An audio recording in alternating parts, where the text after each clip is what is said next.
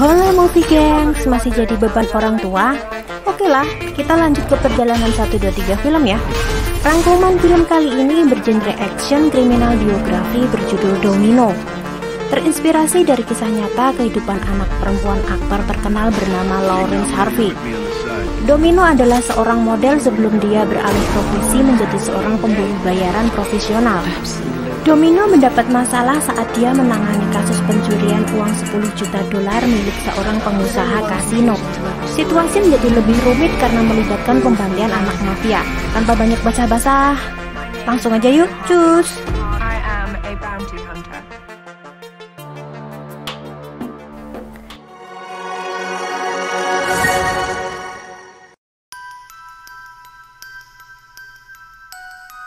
Di awal film, Domino Harvey sedang berada di ruang interogasi bersama seorang psikolog kriminal FBI yang bernama Taryn Mills. Taryn menanyakan keberadaan uang 10 juta dolar yang telah hilang dicuri.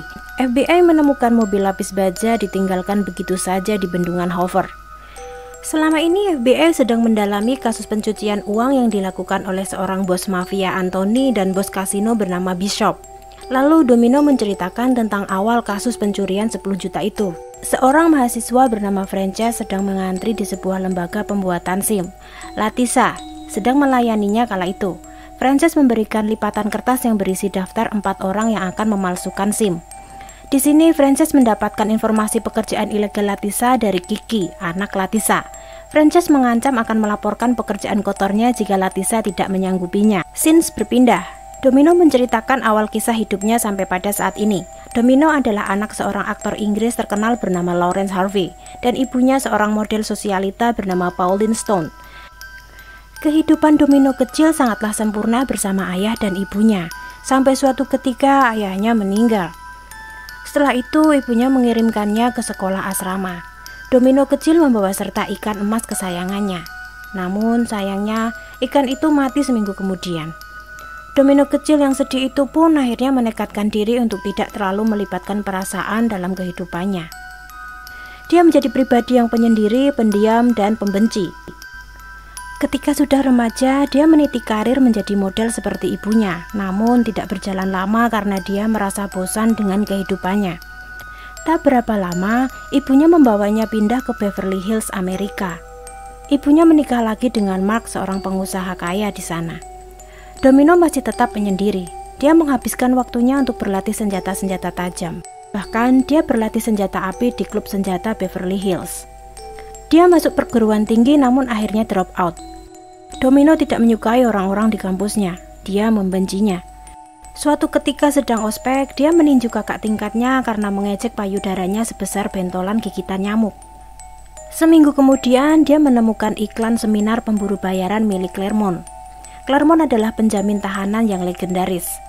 Dia pun akhirnya menghadiri seminar itu dan membayar 99 dolar. Di dalam seminar, Claremont menjelaskan bahwa dirinya adalah perantara pengadilan dan tahanan.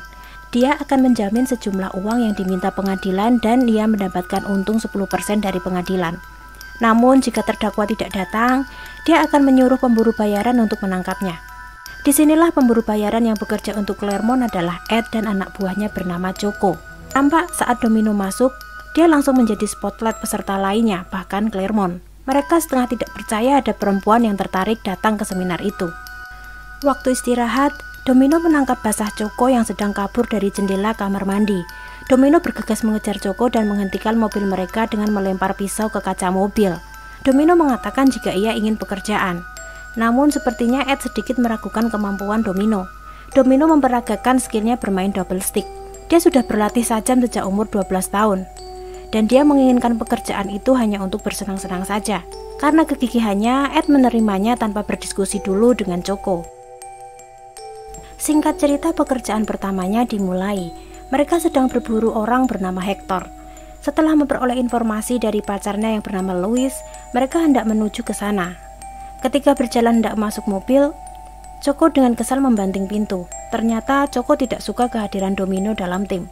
Namun Ed menjelaskan jika kehadiran Domino akan memberi warna. Bahkan mereka bisa jadi dua pecundang yang keren. Setelah mendengar penjelasan Ed, Choco pun akhirnya tertarik dengan julukan pecundang yang keren itu. Saatnya beraksi. Ed memberikannya sebuah shotgun lalu mereka menggerebek tempat yang disebutkan oleh Louis. Namun ternyata Louis menjebak mereka. Hector berada di rumah sedang bersembunyi saat mereka di sana. Pada scene ini Hector berlari keluar rumah menelpon teman-temannya yang akan digerebek domino. Hector mengira itu adalah polisi sehingga kawan-kawannya bersiap untuk menghadapi. Ketika pintu dibuka, ternyata mereka sudah ditodongi pistol beberapa kawan-kawan Hector. Situasi menjadi menegangkan. Setelah berpikir sejenak, Domino menurunkan senjatanya dan mendekati pimpinannya. Tanpa rasa takut, dia menawari informasi keberadaan Hector dengan aksi erotisnya The Lap Dance. Lelaki tetaplah lelaki. Mereka takluk dengan lekukan tubuh dan goyangan sensual Domino. Mereka pun akhirnya berhasil menemukan Hector dan menyerahkannya pada polisi. 6 bulan kemudian, Claremont merekrut sopir bernama Alf. Alf besar saat Rusia sedang menginvasi Afghanistan. Pada usianya yang ke-14 tahun, dia sudah pandai merakit bom. Mereka sedang mencuci baju di laundry sementara FBI sedang mengamati gerak-gerik mereka. Ed bercerita tentang masa lalunya dan menceritakan Coco yang ternyata dia adalah seorang tunawisma yang baru saja keluar penjara saat Ed menemukannya. Coco sudah seperti adik bagi Ed. Saat itu Coco sedang melucuti pakaiannya. Sementara Domino mendengarkan Ed seraya mencuri pandang pada Coco yang terlihat sangat seksi. Tahun 2003, pada seminar pemburu bayaran, Domino mendapatkan penghargaan pemburu terbaik tahun itu. Kesuksesan Domino diadakan sebuah pesta di rumah Claremont. Di sana ada istrinya yang bernama Latisa yang bekerja di DMV, lembaga pemerintahan yang mengurusi surat-surat penting, dan 3 orang teman Latisa. Mereka sedang bersenang-senang di kolam renang. Coco dan Domino nampak menikmati kebersamaan mereka. Keesokan paginya, mereka mengantarkan Domino pulang ke rumah. Nampak ibunya tidak menyukai gaya hidup anaknya itu. Lalu scenes berpindah pada Mark Hayes, seorang produser TV. Mark adalah teman Pauline, ibunya Domino. Dia sedang menunggu Domino untuk menandatangani kontrak penayangan pemburuan mereka. Pauline nampak menemani Domino pada pertemuan itu. Pauline menegaskan bahwa dia tidak menyetujui tawaran Mark. Tetapi Domino, Ed, dan Coco menyanggupi tawaran itu dengan pembagian keuntungan sama rata. Scene berpindah pada Claremont. Cucunya yang bernama Mika didiagnosa penyakit darah yang sangat langka. Untuk melakukan operasi, mereka membutuhkan uang sebesar $300.000. Lalu Claremont dan Latisa merencanakan sesuatu. Di kantor, Latisa sedang berada di ruang bersama atasannya. Ternyata pekerjaan kotornya sudah diketahui atasannya, lalu dia pun memecat Latisa. 2 orang agen FBI menemuinya setelah itu. Mereka mengancam akan memenjarakan Latisa jika ia tidak mau bekerja sama. Agen FBI itu menanyakan perihal Frances dan ketiga temannya yang beberapa waktu lalu dibuatkan SIM palsu.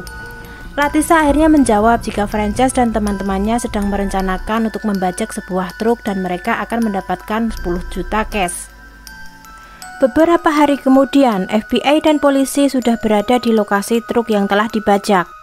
Pemilik uang yang dibajak itu adalah Drake Bishop, seorang pengusaha hotel dan kasino. Drake di sana ditemani oleh pengacaranya yang bernama Brooke Brackett. Detektif memperlihatkan rekaman yang ada di truk itu. Di sana terlihat para pencuri memakai atribut First Lady atau ibu negara. Disinilah Claremont beraksi. Dia menelpon Bishop mengatakan jika dia mencurigai 4 orang yang memalsukan SIM adalah pembajak uangnya. Lalu dia menawari pemburunya untuk melacak pencuri dan membawa kembali uang itu padanya. Dia meminta imbalan uang sebesar $300.000 dan Bishop menyetujuinya. Namun ternyata uang yang hilang itu adalah milik bos mafia bernama Anthony. Dia bekerja sama dengan Bishop untuk melakukan pencucian uang. Pada hari yang sama, tim Domino memulai aksi pemburuan 4 pencuri itu bersama kru acara TV.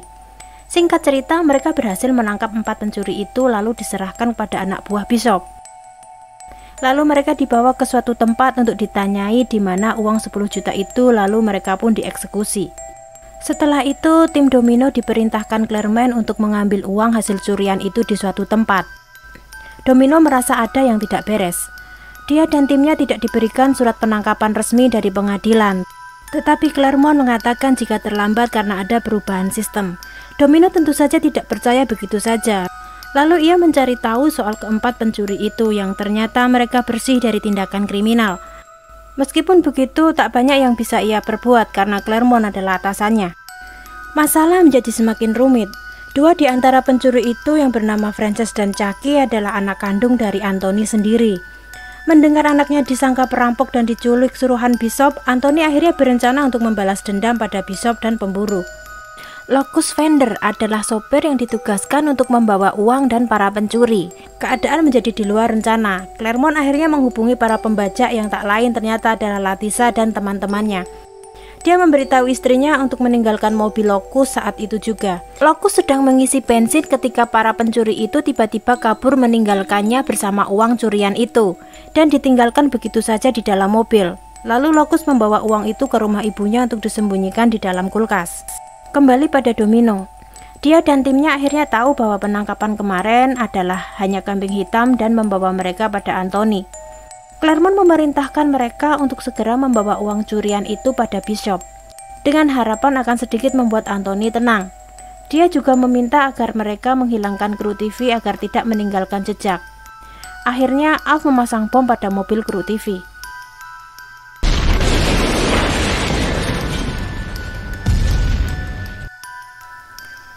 Setelah menemukan Locus Fender yang sedang bersenang-senang dengan pelacur, mereka membawa Locus ke rumah ibunya.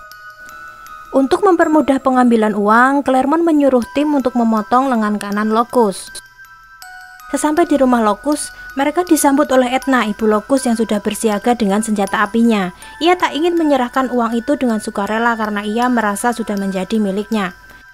Lalu Ed melemparkan lengan Locus padanya. Ed mengancam akan membunuh Locus jika ia tak segera menyerahkan uang itu. Akhirnya Edna menyerah demi keselamatan anaknya. Edna membuka lemari es di mana ia menyembunyikan uang-uang itu. Sebelum meninggalkan rumah Locus, Ed meminta Edna untuk membuatkan mereka kopi karena perjalanan mereka cukup jauh menuju Las Vegas, tempat di mana mereka menyerahkan uang pada Bishop. Tanpa sepengetahuan mereka, Edna mencampur kopi mereka dengan kokain, sehingga dalam perjalanan mereka semua sakau. Pada akhirnya mobil mereka terguling di tempat entah berantah. Untungnya mereka semua selamat. Yang tak terduga, Coco dan Domino terbawa suasana dan akhirnya mereka tak dapat membendung lagi cinta mereka lalu memadu kasih sampai ke puncak kenikmatan. Setelah beberapa saat, mereka ditemukan pengendara yang baik hati. Lalu akhirnya mereka melanjutkan perjalanannya ke Las Vegas menunggu perintah selanjutnya dari Claremont. Mereka singgah di dalam hotel. Tak lama kemudian datanglah Latisa yang meminta uang 300.000 karena mendesak harus melakukan operasi cucunya Mika. Karena kasihan, akhirnya Domino menuruti permintaan Latisa. Esok harinya, Claremont memerintahkan mereka untuk membawa uang ke tempat Bishop. Saat keluar hotel, tanpa sepengetahuan timnya, rupanya Alf mempunyai tujuan lain. Alf telah menukar isi tas uang dengan tas lain yang berisi kertas semalam saat timnya tidur. Sehingga yang mereka bawa ke tempat Bishop adalah tas yang tidak berisi uang. Dia bekerja sama dengan orang Afghanistan lain yang sudah bersiaga di luar hotel. Pada scene ini, Alf memberikan kunci hotel pada orang itu. Sesampai di tempat Bishop, mereka dibawa ke lantai gedung paling atas. Awalnya pertemuan mereka aman. Domino mengatakan jika uangnya sudah pas dan hanya dikurangi uang jasa Claremont 300.000. Lalu anak buah Bishop memeriksa tas uang itu, namun di sana ternyata uang sudah tidak ada. Alf maju ke depan dan mengatakan dia mengambilnya untuk kebebasan Afghanistan.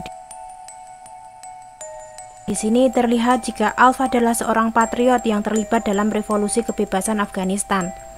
Dia pun menunjukkan bom di tangannya. Dia hendak melakukan bunuh diri di sana. Keadaan menjadi membingungkan dan menegangkan. Pada saat yang sama, Antonio dan orangnya telah sampai di sana menembaki Bishop. Baku tembak 3 kubu pun tak terhentikan. Ed, Coco, dan Alf tertembak dan terpojok. Pada akhir aksinya, Domino menembaki orang-orang Antonio untuk meloloskan diri ke lift. Saat itu, Alf meminta mereka untuk meninggalkannya karena dia masih memiliki misi lain yang belum dia selesaikan. Akhirnya Domino menutup pintu lift. Alf menunggu waktu detik-detik lift Domino turun, lalu ia menekan tombolnya dan tempat itu pun akhirnya meledak. Ledakan itu membuat lift terjun bebas. Sebelum sampai dasar, Domino dan Coco saling mengungkapkan perasaan mereka. Akhirnya Ed dan Coco tewas. Scene berganti kembali pada Domino dan Tarin Mills. Domino akhirnya dibebaskan, namun dia harus berhenti dari pekerjaannya itu. Lalu akhirnya dia tinggal lagi bersama Pauline. Sementara Mika akhirnya bisa menjalani operasinya dan uang Av telah sampai di Afghanistan. Cerita pun berakhir. Terima kasih sudah bergabung di perjalanan film. Semoga kita dapat mengambil hikmah dan semoga kalian terhibur ya. Nantikan kisah-kisah perjalanan film selanjutnya yang tak kalah seru.